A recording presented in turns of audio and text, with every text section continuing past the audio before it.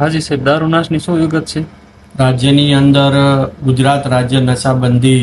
અધિનિયમના અમલીકરણ અર્થ Muli police station દ્વારા સમયાંતરે જુદો જુદો વિદેશી દારૂ એટલે કે પરપ્રાંતીય દારૂ છે પ્રોહિબિશન કાયદા હેઠળ જપ્ત કરવામાં આવેલો હતો. આ તમામે તમામ જે મુદ્દામાલ છે એ મુદ્દામાલ મૂળી પોલીસ સ્ટેશન ખાતે રાખવામાં આવેલ હતો, જે અંતર્ગત આ દારૂ નાશ કરવા માટેની જે ગૃહ વિભાગ દ્વારા સમિતિની રચના થયેલ છે, જે અંતર્ગત આજે 57,173 વિદેશી દારૂની જુદી જુદી બ્રાન્ડ કે જેની કિંમત થાય છે 1,57,89,049 પૂરાનો આજે દારૂનાશ છે એ કરવામાં આવેલો છે. આ દારૂનાશ કરવા માટેનું સ્થળ છે તે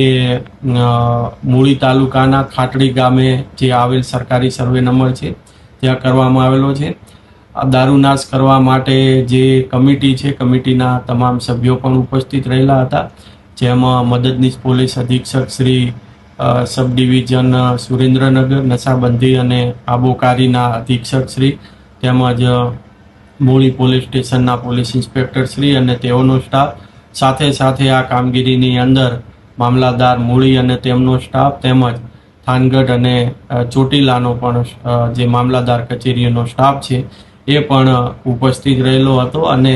તમામે તમામ મુદ્દા માલને આ સરકારી સર્વે નંબર ખાતે લાવી અને 3 વાર બુલડોઝર ફેરવી અને સંપૂર્ણપણે નાશ કરવામાં આવ્યો છે.